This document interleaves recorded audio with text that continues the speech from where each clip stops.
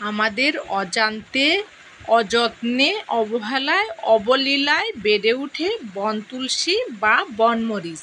হ্যাঁ, এই গাছটির নাম হচ্ছে বনতুলসী গাছ বা বনমরিচ গাছ। 1864 সালে বর্ণিত একটি উদ্ভিদ।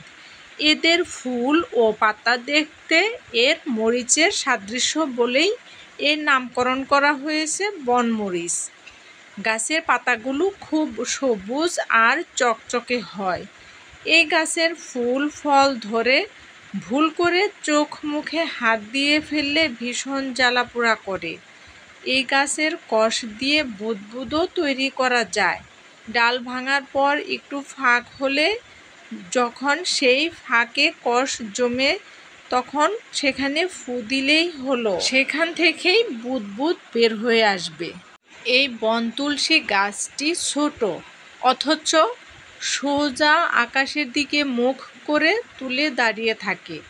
ছোট্ট গাছের সরু কাষ্ঠল কাণ্ডকে ঘিরে রয়েছে অনেক ডালপালা।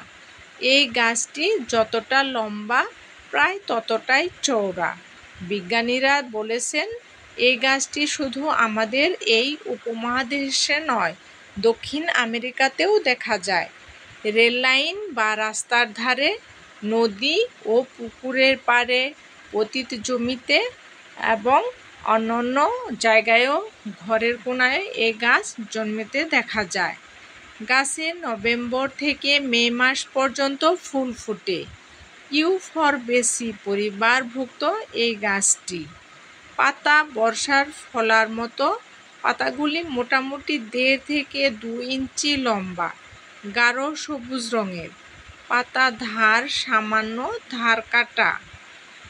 পাতা এবং সবুজ ডালপালাগুলিতে সামান্য রোঁয়া রয়েছে, এগুলোতে ফুল হয়। পাতাগুলি কচলালে রস বের হয়ে আসে। ফুল ছোট ছোট, সাদা। ফুলগুলো দেখতে সুন্দর, লম্বা শীষের উপর অবস্থিত। ফুলগুলিতে 5টি পাপড়ি রয়েছে। এই বনমরিচ গাছের ফল। ফলগুলি হলো সবুজ, 3 কোণাকৃতি। ফল এবং পাতায় ছোট ছোট স্ফটিক বা আবের মতো বৃদ্ধি দেখা যায়। এই বনমরিচ গাছের অনেক ভেষজ উপকারও আছে। এটি বিভিন্ন রোগের চিকিৎসায়ও ব্যবহৃত হয়ে থাকে। এর পাতা চর্মরোগের জন্য একটি জনপ্রিয় প্রাকৃতিক উপাদান। এছাড়াও এর পাতার রস কোথাও কেটে গেলে সেখানে লাগালে দ্রুত রক্তপাত বন্ধ হয়ে যায়।